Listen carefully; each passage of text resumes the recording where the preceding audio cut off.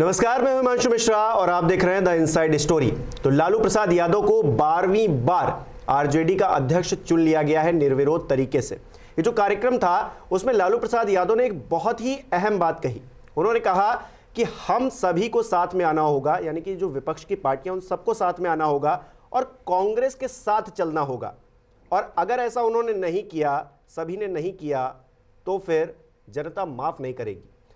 तो ये जो बात उन्होंने कही है, इसके क्या मायने हैं, इसके पीछे की इनसाइड स्टोरी क्या है, आज हम जानने की कोशिश करेंगे। संजीव त्रिवेदी जी हमारे साथ हैं। संजीव जी, लालू प्रसाद यादव का ये कहना कि कांग्रेस के साथ आइए नहीं तो जनता माफ नहीं करेगी, क्या संकेत दे रहा है कि लालू प्रसाद यादव राहुल के साथ हो लिए?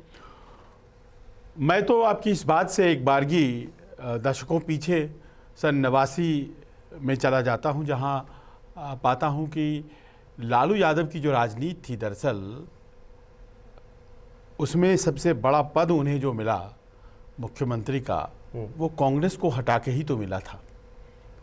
और कांग्रेस के खिलाफ राजनीति करने वाले लालू यादव आज कह रहे हैं सबों को कांग्रेस के साथ आ जाना चाहिए। उनकी राजनीति की शुरुआत गैर कांग्रेसवाद से हुई थी।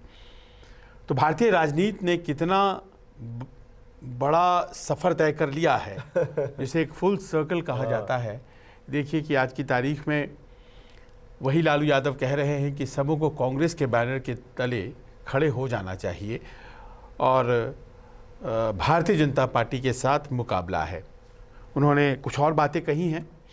एक बात ये भी कहा है कि भारतीय जनता पार्टी को मूली की तरह उखाड़ फेंकेंगे 2024 में, और ये भी कहा है कि अब जो भी बोलेंगे तेजस्वी बोलेंगे। दरअसल ये जो राजनीति है ना, भारतीय राजनीति खास तौर पे, इसमें कोई परमानेंट साथी या परमानेंट विरोधी नहीं होता है।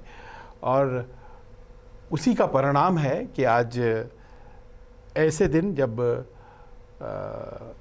समाजवाद की राजनीति के एक बड़े पहरुआ मुलायम सिंह यादव वो हमारे बीच नहीं रहे, और ये दोनों नेता कांग्रेस के खिलाफ राजनीति करके अपने राजनीतिक जीवन की शुरुआत करने वाले लोगों में से थे। और हिंदी पट्टी में अगर गैर कांग्रेसवाद सामने आया मुखर रूप से, तो इन दोनों की राजनीति के जरिए ही आया। और आज हम पा रहे हैं कि दोनों के दुश्मन, सियासी दुश्मन बदल चुके हैं और वो कांग्रेस से वो जिम्मेदारी भारतीय जनता पार्टी ने संभाल ली है। और शायद यही वजह है कि आज लालू यादव ऐसा कह रहे हैं। ये 2 दिनों का जो अधिवेशन हुआ, लालू प्रसाद यादव को फिर से चुन लिया गया। बुजुर्ग हो गए हैं और अभी फिर से इलाज के लिए जा रहे हैं, वो विदेश जा रहे हैं। क्या आरजेडी के पास या फिर लालू प्रसाद यादव को लग रहा है कि पार्टी संभालने के लिए अभी भी कोई ऐसा व्यक्ति नहीं है जिसको जिम्मेदारी दी जा सकती है? तो वो खुद ही जिम्मेदारी उन्होंने रखी है, अध्यक्ष खुद ही बने हैं, बीमार हैं, बुजुर्ग हैं। मुलायम सिंह की आपने बात की, मुलायम सिंह यादव ने बहुत पहले अपनी गद्दी जो है दे दी थी अपने बेटे को, लेकिन क्या आरजेडी के अंदर अभी वो माहौल नहीं बन पाया है? देखिए, लालू यादव और मुलायम सिंह यादव दोनों ऐसे नेता हैं जिन्होंने अपनी राजनीति एकदम गांव देहात, वंचित पिछड़े समाज और उनके बीच से शुरुआत करके सत्ता के शिखर तक की यात्रा की।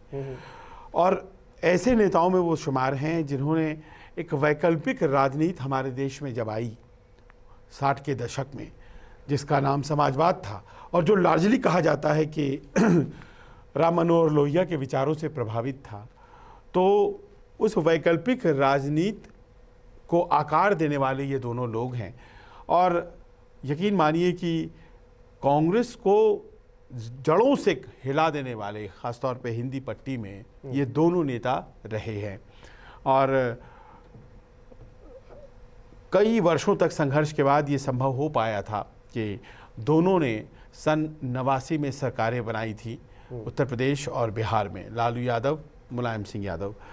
और आप ये देखिए कि समाजवाद का वो नारा और वो एक तस्वीर जिसमें कि गरीब और दलित और वंचित समाज का प्रतिनिधित्व करना है और उस आह्वान को गांव-गांव जाकर लोगों को जोड़ना, इन दोनों ने बहुत मेहनत की है अपनी सियासत में, बहुत मेहनत की है। और जिस तरह से लोगों को जोड़ते चले गए, और नेतृत्व कोई बहुत एलिटिस्ट नहीं हमारे बीच का है, उस भावना को भारतीय राजनीति में लेकर के आए। इसी को पलट दिया है आज के दौर की राजनीति ने, और जो उत्तराधिकारी बन रहे हैं इनके, बात अखिलेश यादव की हो वहाँ पर भी, और क्योंकि आज हम बात लालू प्रसाद यादव की कर रहे हैं तो तेजस्वी की करना बहुत ज़रूरी हो जाता है। बिल्कुल। तो क्या तेजस्वी उस गद्दी पर बैठने के अभी काबिल नहीं हुए हैं? अब देखिए, ये हम कह सकते हैं कि समाजवाद को आप किस तरह से बाद में इंटरप्रेट करते हैं, बिकॉज मेरे लिए अब समाजवाद लगता है कि हमारे भारतीय राजनीति में है नहीं। और समाजवाद अगर है तो वो कुछ वामपंथ की तरह रह गया है जो हाशिए पर खड़ा है। और वामपंथ का तो मान लीजिए कि थोड़ा एक राज्य में शासन है भी केरल में, लेकिन समाजवाद की ये दोनों जो प्रहरी थे ये तो अपने अपने राज्यों में जिस तरह से, हालांकि सत्ता में हैं लालू यादव वहाँ, लेकिन जिस तरह से समाजवाद ने आकार लिया है हाल के दिनों में, उसमें लगता तो नहीं है। क्योंकि समाजवाद में परिवार के भीतर ही सब कुछ रहेगा, इसकी कल्पना तो नहीं थी। इन 2 दिनों के अधिवेशन से क्या निकल कर सामने आया? पहला तो यही कि राजनीतिक मजबूरियां हैं, और राजनीतिक मजबूरियां ये डिक्टेट कर रही हैं कि धुर विरोधी नीतीश कुमार के साथ भी मित्रता की जाए, और वो मित्रता ज़्यादा सीटें दिलाएगा इस लिहाज से की जाए। जो सियासी अदावत भारतीय जनता पार्टी के खिलाफ है, उसके खिलाफ अगर प्रबल फोर्स बनना है तो केवल इतने से काम नहीं चलेगा, इसमें कांग्रेस की भी ज़रूरत है। राज्य के स्तर पर तो कांग्रेस को साथ लिया गया है, बावजूद इसके कि कांग्रेस के बगैर उनका काम चल रहा था, लेकिन केंद्रीय स्तर पर जिस कांग्रेस को हटा करके अपनी राजनीति परवान चढ़ाई थी दोनों नेताओं ने, अब उसी कांग्रेस के अम्ब्रेला के तहत उन्हें काम करना है, ऐसा आह्वान वो कर रहे हैं। तीसरी बात, उन्होंने तेजस्वी को अधिकृत कर दिया है कि भाई अब वही बोलेंगे चाहे कोई भी मसला हो पार्टी से जुड़ा हुआ। तो दिल्ली के तालकटोरा स्टेडियम से जो बातें निकली हैं वो यही 2-3 हैं। अब आप ये समझिए कि लालू यादव तो एक संघर्ष के ज़रिए राजनीति में आए, और उन्होंने संघर्ष की राजनीति भी की और इतनी दूर पहुँचे। सिंगापुर इलाज करवाने के लिए जा रहे हैं, लेकिन उसी कार्यक्रम में हम लोगों ने देखा कि जिस तरह से कुनबे को साथ लेकर के चलने की बात समाजवाद में सिखाई गई थी, कहीं किसी गांव में रुक जाना, किसी भी कार्यकर्ता के यहाँ पहुँच जाना, उससे खाना मांग कर खा लेना, उस तरह से इन दोनों नेताओं ने राजनीति की थी। समाज के एक ऐसे वर्ग से भी आए थे जहाँ बहुत कुछ उपलब्ध नहीं था, लेकिन फिर भी उन्होंने वैकल्पिक विचारधारा को आकार दिया। वहाँ से होते होते ये यात्रा जो है वो अब उनकी उस जगह पहुँच गई है जहाँ पारिवारिक जो जिम्मेदारियाँ और जो उलझनें होती हैं वो शायद ज़्यादा हावी हैं। तो हमने पाया कि जगदानंद सिंह जो कि बिहार के अध्यक्ष हैं पार्टी के, बिहार प्रदेश के, और ये आरजेडी तो बिहार में ही है, तो आप समझिए कितने अहम वो आदमी होंगे पार्टी में। जगदानंद सिंह बहुत पुराने नेता, लालू यादव के सहयोगी, लेकिन वो दिल्ली में नहीं थे, और उनके बेटे सुधाकर सिंह पिछले दिनों मंत्री पद से हटा दिए गए, तो वो अपनी नाराज़गी अनबन और इसलिए कि हमारे बेटे को हटा दिया। अब देखिए ये जो बेटावाद है, तो ये भी समाजवाद का एक रूप अभी सामने आ गया है। और फिर तेजस्वी आ गए हैं, तो फिर तेजस्वी भी जो हैं वो उनको कहा गया है बोलने के लिए, आप नहीं बोल, आपके अलावा और कोई नहीं बोलेगा, मतलब जगदानंद सिंह भी नहीं बोलेंगे, बड़े बड़े नेता नहीं बोलेंगे। तो ये समाजवाद तो नहीं है। देखिए, इस बात को आप महसूस कीजिए कि अगर परिवार में बेटों को ही अगर गद्दी देनी है और भाई नाराज़ हो जाते हैं या सहयोगी नाराज़ हो जाते हैं, जैसे कि मुलायम सिंह की पार्टी में भी हुआ हमने, तो ये तो कहीं ना कहीं जिस चीज़ के खिलाफ आप उठे थे उसी चीज़ की तरह हो गए, कांग्रेस के खिलाफ और कांग्रेस की तरह ही हो गए। पर मूल बात आज की तारीख में यह है कि भारतीय जनता पार्टी को टक्कर कैसे दी जाए, क्योंकि कांग्रेसवाद की जो लड़ाई थी और वो जो कहानी था वो ख़त्म हो चुका है, घूम के वहीं पर आ गए। अब कांग्रेस की जगह भारतीय जनता पार्टी है, और भारतीय जनता पार्टी एक स्थापित सत्ता के तौर पर दिल्ली में काबिज है, हर उस राज्य में काबिज है जहाँ पर जिसको बड़ा राज्य कहा जाता है, और ऐसे में कहीं भी जब समाजवादी विचारधारा को मानने वाले नहीं हैं, किसी तरह जोड़ तोड़ कर बिहार में हैं, तो उस कुनबे को बचाए रखने के लिए कांग्रेस के तहत आप लड़िए। अब सवाल यहाँ ये भी है कि ये बातें तो हुई उस समाजवादी सामियाने की, अब जरा कांग्रेस की तरफ चलिए। हाँ, वही मेरे मन में भी ये सवाल आ रहा है कि राहुल गांधी की जो अभी तक स्वीकार्यता नहीं थी, वो क्या अब 1 महीने की यात्रा ने बढ़ा दी है? और लालू प्रसाद यादव जैसा नेता जो जमीनी नेता रहा है, उसकी एक दृष्टि है, दूरदृष्टि है, वो क्या देख पा रही है कि राहुल गांधी जो कर रहे हैं वो आने वाले समय में बहुत ज़्यादा लोगों को ग्रैब कर पाएंगे? वो जो शक्ति चाहिए असल में जीतने के लिए वो राहुल गांधी के ही पास है, तो उनके ही पास क्यों ना हो लिया जाए और सभी को कर दिया जाए।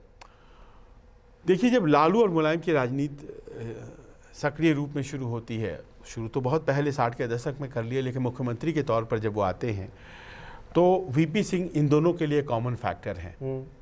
और वीपी सिंह कांग्रेस से बगावत कर बोफोर्स के सवाल पर आते हैं, और जो कुनबा बनता है जनता दल का, उसमें 2 प्रमुख चेहरे हैं, लालू और मुलायम। और भी लोग हैं, देवीलाल हैं, चंद्रशेखर हैं, और दोनों मुख्यमंत्री बनाए जाते हैं। और फिर बाद में कालांतर में दोनों ने वीपी सिंह को छोड़ उससे आगे की भी यात्रा की, और वीपी सिंह प्रधानमंत्री थे, ये दोनों मुख्यमंत्री थे। तो ये राजनीति में नए किरदार अपना लेना दोनों की राजनीति का एक बहुत अभिन्न अंग रहा। कांग्रेस के साथ इन्होंने सरकारें बनाई, बावजूद इसके कि कांग्रेस को हटाया था। और भारतीय जनता पार्टी जब बहुत मजबूत अब हो चली है, तो फिर से इन्हें याद आया है कि राष्ट्रीय पार्टी के तौर पर तो अभी भी कांग्रेस पार्टी ही है, जिसकी ज़मीन करीब करीब हर राज्य में है, कमज़ोर ही सही, क्योंकि कमज़ोर करने की शुरुआत तो इन लोगों ने ही की थी। पर इनकी पार्टियां अपने अपने राज्यों से बाहर नहीं फैली और कांग्रेस कमज़ोर होती चली गई, तो लिहाजा भारतीय जनता पार्टी को लाभ हो गया। अब भारतीय जनता पार्टी इनकी ज़मीन ही कमज़ोर कर रही है, तो ऐसे में फिर से उन्होंने कांग्रेस को याद किया है। तो ये नहीं है कि लालू यादव कह रहे हैं कि राहुल बहुत मजबूत हो गए हैं, ये नहीं कहा जा रहा है। लेकिन उपलब्ध जो परिस्थितियां हैं उसमें राहुल गांधी एक ऐसे व्यक्ति के तौर पर सामने आ गए हैं जिनके ज़रिए कांग्रेस को फिर से ऊर्जा मिल रही है। अब वो ऊर्जा कितनी कारगर है ये तय होना है, और अब सभी दलों को कांग्रेस के साथ गठबंधन कर लेना चाहिए, जो इफेक्टिवली वो कहना चाह रहे हैं, ताकि जो गैर भाजपा वोट हैं उनका विखंडन नहीं हो। उनका बड़ा स्पष्ट इशारा है कि जो मैंने बिहार में किया है वही आप पूरे देश में करिए। जो सिंपल तरीके से वो कहना चाह रहे हैं कि मैं नीतीश के साथ हो गया, मैं वामपंथ के साथ हो गया, मैं कांग्रेस के साथ हो गया, मैं तमाम जितने दल हो सकते हैं सबके साथ 7 दलों का मैंने गठबंधन बिहार में बनाया है। अब उत्तर प्रदेश में भी वही स्थिति होनी चाहिए। लालू यादव ने जो कहा है उसका मतलब ये कि मायावती को साथ अखिलेश के फिर से लड़ना चाहिए राज्य के चुनाव में और केंद्र के चुनाव में, वही जिसकी चर्चा हम लोगों ने एक बार की। बिल्कुल, कि हर जगह कॉमन फैक्टर हर राज्य में कांग्रेस रहे और वहां जो एक क्षेत्रीय दल है वो कांग्रेस के साथ में मिलकर भाजपा को हराने की कोशिश करे। अगर मान लीजिए इन्हीं दोनों राज्यों में परिस्थितियां ऐसी बन जाती हैं तो उलटफेर तो बहुत ज़बरदस्त इन्हीं दोनों राज्यों में हो जाएगा। पर दरअसल उनका जो इशारा है वो इशारा समझिए, वो इशारा आम आदमी पार्टी की तरफ है, वो इशारा ममता बनर्जी की भी तरफ है। ममता बनर्जी जाहिर है, लेकिन ममता वो कांग्रेस के साथ आ जाए, कांग्रेस की वो हमेशा से नहीं, लेकिन पिछले कुछ सालों में देखा जाए तो वो कांग्रेस के साथ नहीं जाना चाहती, उसको पसंद नहीं करती हैं। तो हाँ, वो भी पर उस राज्य के लोगों ने ही निर्णय ले लिया है। आप देखिए, एक भी सीट कम्युनिस्ट को या कांग्रेस को नहीं दी गई है। तो वहाँ के लोगों ने निर्णय ले लिया है कि वो भाजपा के खिलाफ ममता बनर्जी को ही वोट देंगे, किसी और को नहीं देंगे। पर ये कन्फ्यूजन की स्थिति गुजरात में है क्या? हाँ। या हिमाचल में है क्या? ये कन्फ्यूजन की स्थिति अगर गुजरात में है तो यहाँ से जो वो इशारा है, देखिए ये लोग बहुत पहुँचे हुए राजनीतिज्ञ हैं, 4-4, 5-5 दशकों की राजनीति है। आज की तारीख में क्या केजरीवाल भारतीय जनता पार्टी का ही मार्ग प्रशस्त कर रहे हैं? ये एक बहस का मुद्दा है, क्योंकि कांग्रेस कुछ वोट लेके जाएगी, कुछ कांग्रेस के ही वोट अगर केजरीवाल लेकर के जाते हैं तो फिर जीत ज़्यादा आसान हो जाती है भारतीय जनता आम आदमी पार्टी की। अपने आप को बढ़ाना चाहती है, तो इससे उसे कोई क्यों रोके उसे कोई, और क्यों रोकना चाहिए? अगर वो कांग्रेस का विकल्प बनकर अपनी पार्टी को बढ़ा रही है तो फिर क्यों नहीं अरविंद केजरीवाल ऐसा करेंगे, और क्यों नहीं करना चाहिए उनको? नेता हैं, पहले अधिकारी हुआ करते थे, अब तो नेता हैं, तो नेता है, राजनीति करेंगे ही। अगर वो ऐसा करेंगे तो उन्हें समय माफ नहीं करेगा, लालू नहीं, यादव का समय- ये कहना है। उनको ये भी देश पता माफ है, नहीं करेगा। उनको ये भी पता है कि हम अभी मुख्यमंत्री हैं, प्रधानमंत्री हमको बनना नहीं है, हम उस रेस में है नहीं, हमको अपनी पार्टी को बढ़ाना है, तो हम जहां जगह पाएंगे वहां अपनी पार्टी को बढ़ाएंगे। अब इससे किसी को नुकसान हो रहा है तो इससे उन्हें कोई फर्क नहीं पड़ना नहीं, चाहिए। तो जैसा लालू यादव कह रहे हैं कि उन्हें देश माफ नहीं करेगा, मतलब लालू यादव की ये चिंता है। वो एक समन्वय बनाने की कोशिश कर रहे हैं कि समन्वय बना के चले, वो समन्वय सामने वाले को देखकर बनाना चाह रहे हैं। कोई अरविंद केजरीवाल के प्रति प्रेम है उनका, ये वजह नहीं है। अरविंद केजरीवाल ने अपनी राजनीति को इतनी ऊंचाई दे दी है कि अगर वो खड़े हैं तो फिर वोटों का विभाजन हो रहा है गुजरात में। तो क्या वो हट जाए? वो तो केजरीवाल को तय करना है, लेकिन वो आह्वान शुरू हो गया है, यानी कि ये एक नए फैक्टर के तौर पर जीत है केजरीवाल की। नहीं, ये आवाहन हो जाना तो एक चीज है, आपने बात कह दी, ये तो एक चीज है, लेकिन ये प्रैक्टिकली पॉसिबल है क्या, ये तो एक सवाल रहेगा क्यों ना। प्रैक्टिकली पॉसिबल होगा? देखिए, प्रैक्टिकली पॉसिबल तो सिर्फ ये है कि आप अपनी जीत सुनिश्चित करें। दूसरों को आप रेगुलेट नहीं कर सकते हैं, लेकिन ये एक चाहत है। 2024 का जो एक मूल मंत्र है उसका आपको आज एक ट्रेलर दिखा है लालू यादव की बातों में। लालू यादव ने दरअसल क्या होना चाहिए वो दरअसल एक ट्रेलर दिखाया है, वो अपने और उसमें बिहार सबसे बड़ी जो दिक्कत है वो केजरीवाल साहब निकल कर सामने आ रहे हैं, ऐसा उन लोगों को लग रहा है। बिहार के परिप्रेक्ष्य में देखें तो पूरा विपक्ष एकजुट नजर आता है, खाली भारतीय जनता पार्टी ही तो अगेंस्ट है इस टाइम पे। अगर देखें उत्तर प्रदेश में आएंगे तो अखिलेश यादव के सामने मायावती भी तो हैं, और अगर हम जा रहे हैं गुजरात जा रहे हैं तो वहां पे जो स्थितियां वो आम आदमी पार्टी और कांग्रेस के बीच में टकराव की स्थिति है, तो बंटना तो है ही है, लेकिन इस बिखराव को रोकेंगे कैसे, ये सबसे बड़ी चुनौती है। लालू यादव के पास कोई मास्टर प्लान है तो वो बताए। वो मास्टर प्लान तो उन्होंने बताया आज। अब आपने उत्तर प्रदेश की अगर बात की तो उत्तर प्रदेश में तो समाजवादी पार्टी और बीएसपी साथ आ चुके ना, लेकिन फिर उसके बाद अलग हो गए, वो अलग कहानी है। पर ये साथ आने की संभावना को तलाशा गया और फिर उसे कार्यान्वित किया गया। उसमें लाभ बीएसपी को हुआ, 10 सांसद उनके चुने गए, पहले 0 थे। इस तरह के जो प्रयोग हैं कांग्रेस के साथ वो तमिलनाडु में हुए। तमिलनाडु में चुनाव साथ लड़ करके आज स्टालिन वहां पर काबिज हैं। कांग्रेस से ही निकले हुए जगन मोहन हैं, वो सत्ता संभाल रहे हैं आंध्र प्रदेश में। टीआरएस को तय करना है, अब तो बीआरएस हो गया वो केसीआर को, कि भाई उनका दुश्मन कौन है, भारतीय जनता पार्टी है कि कांग्रेस पार्टी है। तो ये आह्वान जो है वो आने वाले दिनों की एक रूपरेखा जो बन रही है उसकी पहली झलक आपको देती है, जिसमें बताया ये जा रहा है लालू यादव के जरिए कि सबों को कांग्रेस के साथ आना पड़ेगा अगर भारतीय जनता पार्टी को हराना है। और वो इसलिए क्योंकि गैर भाजपा वोट विखंडित हो जाता है। अभी तक भारतीय राजनीति में कोई भी ऐसा दल नहीं है, चाहे कांग्रेस अपने चरम पर था तब, या फिर जनता दल ने जब सरकारें अपनी बनाई तब, या फिर आज भारतीय जनता पार्टी ने जब अपनी सरकार बनाई है तब 50% वोट से तक नहीं पहुंचा है कोई भी। तो जब 50% तक नहीं पहुंचा गया है, बेस्ट ऑफ द सर्कमस्टांसेस 40-42 जैसी हैं, तो यानी कि ज्यादा वोट अभी भी विपक्ष की साइड में हैं। लेकिन उस विपक्ष के वोट को खंडित अगर कर दिया जाए तो भारतीय जनता पार्टी की जीत प्रशस्त हो जाती है। कुल मिलाकर लालू प्रसाद यादव ने ये कहा है कि छाता होगा कांग्रेस का, क्योंकि वो उसकी जड़ें जो हैं पूरे देश में हैं, तो छाता कांग्रेस का होगा, आना सबको धीरे धीरे करके नीचे पड़ेगा। अगर सबका एम यही है कि भारतीय जनता पार्टी को शिकस्त देनी है, यही है कुल जो लब्बो लुआब है इन 2 दिनों के अधिवेशन का, जो लालू प्रसाद यादव ने बात कही है उसका। अब देखिए, ये बात नीतीश कहते आ रहे थे, तेजस्वी कहते आ रहे थे, लालू यादव ने भी कह दी है। कल मैं पढ़ रहा था, महबूबा मुफ्ती ने भी कही है ये बात कि बहुत अच्छी यात्रा है और वो संवैधानिक संस्थाओं को बचाने की कोशिश कर रहे हैं राहुल गांधी, और कन्याकुमारी से चल करके कश्मीर ही पहुंचना है उस यात्रा को। तो अब जबकि 1 महीना पूरा हुआ है, 4 महीने और बचे हुए हैं, तो क्या और भी दल ऐसे सामने आएंगे जो ये बात कहते चले जाएंगे, और क्या समों का एक गठबंधन बन जाएगा और वो भारतीय जनता पार्टी के खिलाफ 2024 में लड़ेगा? जो सवाल पूछ रहे थे अब तक कि राहुल गांधी की यात्रा से क्या फायदा होगा, क्या वो फायदा नजर आने लगा? कुछ लोगों को शायद नजर आने लगा है, पर लालू यादव असल बात जो है वो इस संभावनाओं के बारे में नहीं कह रहे हैं। ये संभावनाएं तो नीतीश और तेजस्वी बार बार जता चुके हैं।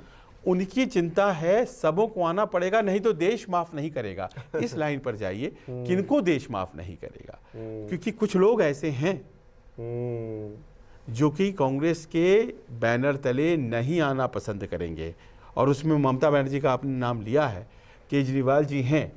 ये सारे तमाम लोग ऐसे हैं जो कि कहीं से भी कोई संकेत नहीं दे रहे हैं। केजरीवाल तो ये कह रहे हैं कि कांग्रेस को वोट देना अपना वोट वेस्ट करने के बराबर है। आप गुजरात में उनकी लाइनें सुन लीजिए, कांग्रेस को वोट दिया तो वोट बर्बाद किया। कांग्रेस को वोट नहीं देने से क्या होता है, इसका असर हम लोगों ने पंजाब में देखा है। उनकी पार्टी के लिए क्या फायदा है? राज्य के चुनाव में और एक केंद्र के चुनाव में, राज्य में भले ही केजरीवाल ये बात कहें, लेकिन क्या केंद्र में भी वही बात रिपीट करेंगे? ये आप ये मानकर चलिए कि अगर केजरीवाल भारतीय जनता पार्टी के लिए मुश्किलों का सबब बन सकते हैं, फर्ज कीजिए हो सकता है कल को न बने, तो क्या वो विपक्ष के लिए मुश्किलों का सबब नहीं है? बिल्कुल है, क्योंकि जमीन आज वो कांग्रेस की खा रहे हैं। लेकिन कांग्रेस तक ही महदूद रहेंगे क्या? अगर उन्हें स्वीकार्यता मिलती चली जाती है, जो कि कहना अभी बहुत ही शुरुआती होगा, अभी तो 2 ही राज्य, एक दिल्ली एक पंजाब में उन्हें मिली है सफलता, लेकिन अगर नई राजनीति के तौर पर देखिए, इस देश में मुलायम और लालू भी तो नई राजनीति लेकर आए थे ना, नया दौर है, छात्र नेताओं और वैसे शुरू होकर के वो पहुंच गए थे उतनी दूर, और आज जो है इस देश के सबसे बड़े नेताओं में शुमार हैं। मुलायम सिंह आज जब गए हैं तो युग पुरुष उन्हें कहा जा रहा है। तो कुछ वैसी ही शुरुआत क्या कहीं केजरीवाल तो नहीं कर दिए हैं? और वो जो आंखें हैं लालू यादव की, हमारे आपके सबसे ज़्यादा ट्रेंड हैं इस बात को समझने के लिए। तो दरअसल एक हो जाओ, नहीं हार जाओगे, ये बात कहना पड़ा लालू यादव को, और ये बात अपने आप में बहुत महत्वपूर्ण है। ये राहुल गांधी के लिए तो महत्वपूर्ण है ही, पर साथ ही साथ विपक्षी एकता पूरी तरह से हो भी पाएगी क्या, ये सवाल अभी भी खुला हुआ है, इस ओर इशारा करती है। चलिए, बहुत बहुत शुक्रिया संजीव जी जुड़ने के लिए।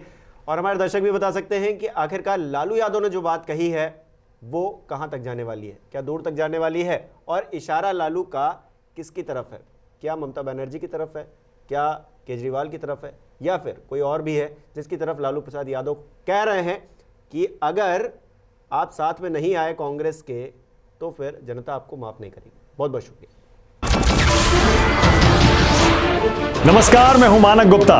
अगर आपको हमारा ये वीडियो पसंद आया हो तो इसे लाइक और शेयर जरूर करें, और हां, हमें सब्सक्राइब और फॉलो करना ना भूलें, ताकि आप देश और दुनिया की कोई खबर मिस ना करें।